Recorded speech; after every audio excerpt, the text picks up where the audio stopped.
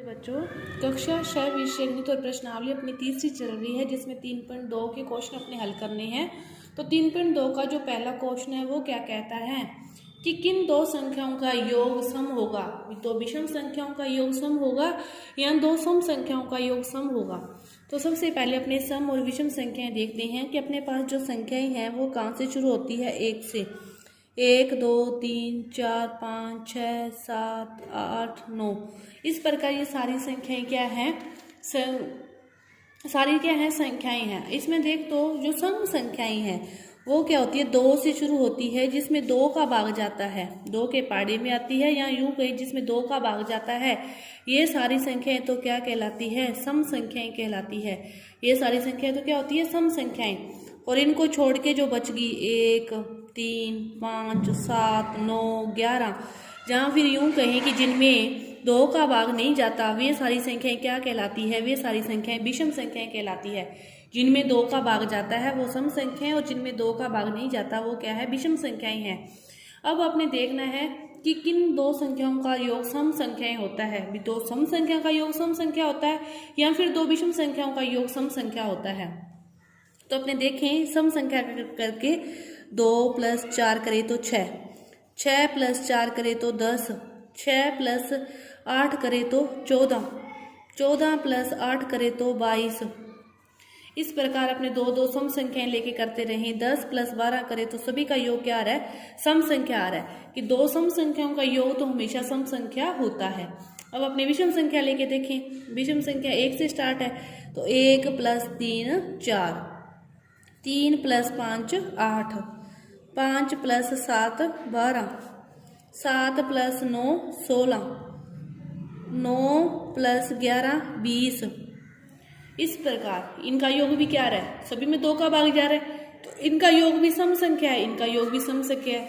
अर्थात दो चाहे विषम संख्याएं हो चाहे दो सम संख्या हो, उनका योग हमेशा क्या होता है, सम संख्या ही आता है। उनका योग हमेशा क्या होता है, सम संख्या ही आता है।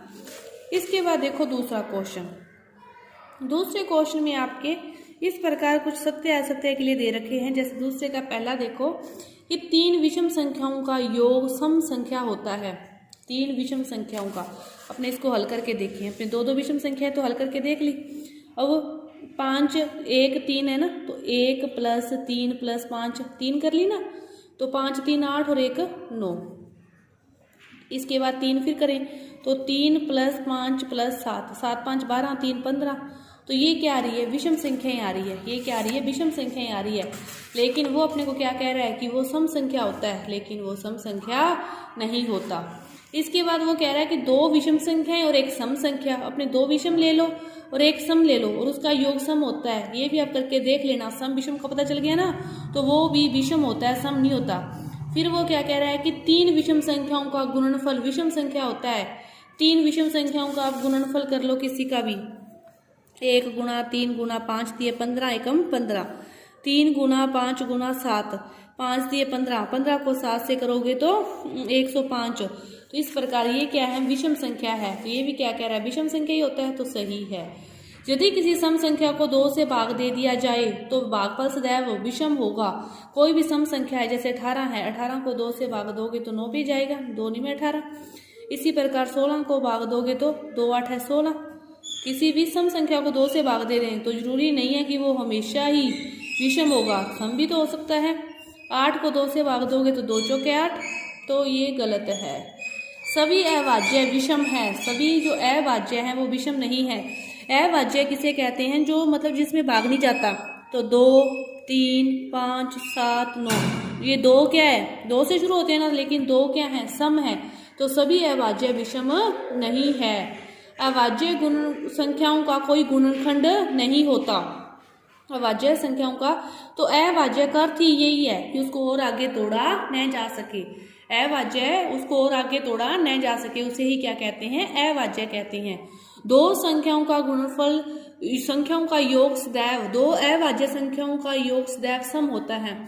2 3 5, 5 3 8, 7 5 12, 9 3 12, 9 2 11, 9 2 11, 9 तो नहीं है इसमें, 2 3 5 7 11, 11 2 13, तो इस प्रकार ये क्या है, विषम भी हो सकता है।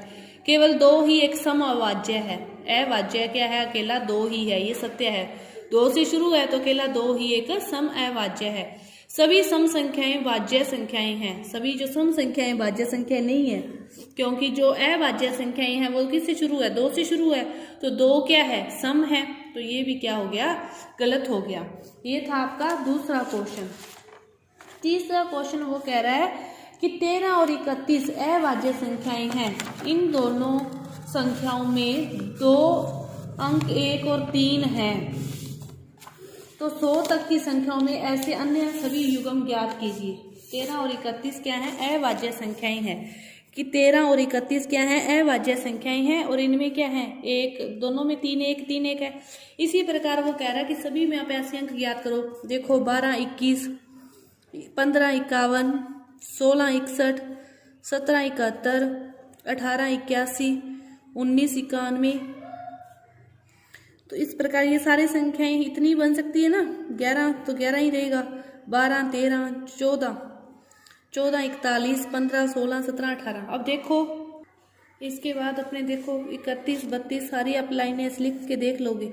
इसमें अपने देखते हैं 12 के गुणनखंड हैं, 15 के हैं, 16 के हैं, नहीं है, 17 के नहीं है, 71 के भी नहीं होते, तो एक तो हो गया अपने पास 17 71। 18 के हैं, 19 के नहीं है, तो 91 के हैं, 14 के हैं, ठीक है। इसके बाद सभी होगी। इसके बाद आप लिखो 31 13, सारी लाइनें ऐसे लिख लोगे। 23 33 का तो 33 ही होगा, 34 का 43, 35 का 53, 36 का 63, 37 का 73 कर दोगे उल्टा, 38 का 83 कर दोगे, 39 का 93 कर दोगे, ठीक है। अब देखो 31 और 13 तो इसने दे ही रखे हैं, 32 का है, 33 का है, 34 का है, 35 का, 36 का है, 37 का नहीं है, 73 का भी नहीं है, इसके और टुकड़े नहीं किए जा सकते, 38 का है, 39 का है। इस प्रकार सारी लाइनें लिख लिख के आप चेक कर सकते हो कि इसके और कितने टुकड़े हो सकते हैं, किसके नहीं हो सकते। ये था आपका तीसरा क्वेश्चन। इसके बाद चौथा क्वेश्चन क्या कहता है कि 20 से छोटी सभी अवाज्य और वाज्य संख्याएं अलग अलग लिखो। 20 से छोटी लिखनी है, अवाज्य भी लिखनी है और वाज्य भी लिखनी है, तो सारी अलग अलग लिखनी है। 20 से छोटी अवाज्य तो 2 3 5 7 11 13 17 19, ये तो होगी अवाज्य। अब इसको छोड़ के सारी बाकी लिख दो वाज्य। 1 4 6 8 9 12 14 16 18 और 20, ये सारी क्या होगी, फिर वाज्य होगी। इसके बाद वो कह रहा है 1 से 10 के बीच में सबसे बड़ी अवाज्य संख्या लिखो। पांचवा क्वेश्चन कह रहा है 1 से 10 के बीच में सबसे बड़ी अवाज्य, तो सबसे बड़ी अवाज्य कौन सी है, 7। 1 से 10 के बीच में कह रहा है कि सबसे बड़ी क्या है, 7। छठा जो क्वेश्चन है वो कह रहा है छठे क्वेश्चन में कि आपके पास जैसे 44 36 दे के निम्नलिखित को दो विषम अवाज्य संख्याओं के गुणनफल के रूप में व्यक्त करो। अब आप क्या करोगे, इन संख्याओं के लिए 44 के इस प्रकार टुकड़े करोगे। तो 2 से भाग दिया 22, 2 से भाग दिया 11, 11 से भाग दिया 1। ये कह रहा है दो विषम संख्याओं के गुणनफल के रूप में इसको व्यक्त करना है 44 को। तो कैसे किया जा सकता है, 11 गुना 4, फिर 11 गुना 22 गुना 2, तो 22 और 2 क्या है, सम है। 11 विषम है, 2 विषम अवाज्य संख्याओं के योग के रूप में कह रहा है, सॉरी गुणनफल के रूप में नहीं, ये तो गुणनफल के रूप में हो गया, योग के रूप में कह रहा है। देखते हैं अपने इस क्वेश्चन को कैसे हल करेंगे। 44 है, जैसे कौन सा क्वेश्चन है, छठा क्वेश्चन है। छठा क्वेश्चन है 44 को व्यक्त करना है योग के रूप में। अब आप देखो 43 प्लस 1 दोनों ही क्या है, विषम है, और 43 ये दोनों ही क्या है, अवाज्य है, विषम और अवाज्य कह रहा है। इसी तरह 36 को कह रहा है, 36 को कह रहा है तो 36 से पहले 35 के गुणनखंड होते हैं, वाज्य है, 34 भी वाज्य है, 33 भी वाज्य है, 32 भी वाज्य है, 31 नहीं है। 31 में कितना जोड़ोगे, 5 जोड़ोगे, 31 5 36, दोनों ही क्या है, अवाज्य है, विषम है। इसी तरह सोच के करोगे, 24 का करोगे तो 23 प्लस 1, 23 भी अवाज्य है और 1 भी विषम है। इन सभी को इस प्रकार लिख सकते हो। इसके बाद देखो 7वां क्वेश्चन है कि अवाज्य संख्याओं में ऐसे 3 युग्म लिखो जिनका अंतर 2 हो। कोई भी 3 युग्म अभाज्य संख्याओं को लिखो जिनका युग्म अंतर 2 हो। जैसे अभाज्य संख्याएं 2, 3, 5, 7, 11, 13, 17, 19। अब देखो 19 में से 17 को घटाओगे तो 2 होगा ना, एक युग्म तो ये हो गया। 13 में से 11 को घटाओगे तो भी 2 होगा, एक युग्म ये हो गया। 7 में से 5 को घटाओगे तो भी क्या होगा, 2 होगा। 5 में से 3 को घटाओगे तो भी क्या होगा, अंतर 2 होगा। इस प्रकार आप संख्याएं लिख के सोच विचार के इन क्वेश्चनों के उत्तर आसानी से दे सकते हो। इसके बाद जो 8वां क्वेश्चन है कि वो पूछ रहा है कौन सी संख्याएं अभाज्य है, कौन सी नहीं है। 23, 51, 37, 26। अब देखो 26 में 2 का भाग जा रहा है तो ये भाज्य है। 51 में 3 का भाग जाएगा, ये भी भाज्य है। तो अभाज्य फिर कौन सी है, 23 और 37। जिसमें 2, 3 का भाग न जाए वो क्या होगी, फिर अभाज्य तो वही होती है जिसमें भाग न जाए। इसके बाद वो कह रहा है कि 100 से छोटी 7 क्रमागत भाज्य संख्या लिखो जिनके बीच कोई अभाज्य संख्या नहीं आती। 100 से छोटी लिखनी है और लगातार 7 लिखनी है, लगातार 7 लिखनी है। 100 से छोटी को लगातार 7 भाज्य संख्या लिखना है जिनके बीच कोई भी अभाज्य नहीं आती। तो इनको तो आप थोड़ा सा ध्यान लगाकर आइडिया से गिनती लिखकर आप इनको लिख सकते हो। गिनती लिखोगे तो आपको जैसे लिखोगे अपने लिखें, 62 में 2 का भाग जाता है, 63 में 3 का जाएगा, 64 में 2 का जाएगा, 65 में 5 का जाएगा, 66 में जाएगा 2, 3 का, 67 में फिर भाग नहीं जाता। तो ये तो 5 होगी, कितनी लिखनी थी, लगातार 7 लिखनी है, तो ये नहीं हुई। 61 में भी भाग नहीं जाता, 61 में 2 का भी नहीं जाता, 3 का भी नहीं जाता, 4 का नहीं जाता। ठीक है, इसी प्रकार आप सोच विचार के इसको लिख सकते हो।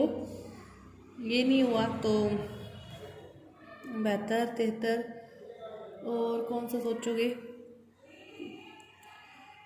26 में जाता है, 27 में जाता है, 25 में देखो 22 में जाता है, 21 में भी जाता है, 22 में भी जाता है, 23 में नहीं जाता, इससे पहले 20 में जाता है। ठीक है, 24 में, 25 में, 26 में, 27 में, 28 में, 29 नहीं जाता। तो 5-5 बन रहे हैं। इस प्रकार आप गिनती को सोच विचार के इनके क्वेश्चनों के उत्तर दे सकते हो। इसके बाद वो आगे जो कह रहा है इनको योग के रूप में फिर वही लिखना है। जैसे अगला क्वेश्चन है 10वां क्वेश्चन, देखो 10वां क्वेश्चन देखो क्या दे रखा है आपको कि 21 है, 3 संख्याओं के योग के रूप में लिखो, अभाज्य संख्याओं के योग के रूप में। आप सारी अभाज्य संख्या लिख लो पहले, 1, 3, 5, 7, 11, 13, 17, 19। अब देखो 17, 3, 20 और 1, 21 हो सकता है ना। तो 17 + 3 + 1, फिर वो कह रहा है 31 को लिखो, 19 से आगे 23, 20, 21, 22, 23 आएगा। हाँ, 23 के बाद 27, 28, 29 आएगा। वही देखो 29 और 1 30 होगा नहीं, 23 और 7, हाँ 23, 7, 1, 23, 7, 30, 1। इस तरह सोच के तीनों का योग करके इस क्वेश्चनों को हल कर सकते हो। तो इसके बाद रेगिस्तान है, तो उसमें देखो सबसे छोटी सम संख्या, सम संख्या कहाँ से शुरू होती है, 2 से। 2, 4, 6, 8। तो सबसे छोटी सम संख्या क्या होगी, 2। सबसे छोटी विषम संख्या, विषम संख्या कहाँ से शुरू होती है, यहाँ से। फिर वो कह रहे हैं सबसे छोटी भाज्य, भाज्य कहाँ से शुरू होती है, 2 से ही शुरू होती है। और सबसे छोटी अभाज्य, सबसे छोटी भाज्य है, भाज्य कहाँ से शुरू होती है, 4 से। सबसे छोटी भाज्य है संख्या जो होगी वो क्या होगी, 4 होगी। और सबसे छोटी जो अभाज्य होगी, अभाज्य कहाँ से शुरू होती है, 2 से। सबसे छोटी अभाज्य संख्या क्या होगी, 2 होगी। सबसे छोटी सम भी 2 होगी, सबसे छोटी अभाज्य भी 2 होगी। तो इस प्रकार ये आपके रिक्त स्थान पूरे होते हैं। तो आपकी ये जो प्रश्नावली है 3.2 ये पूरी हुई। धन्यवाद।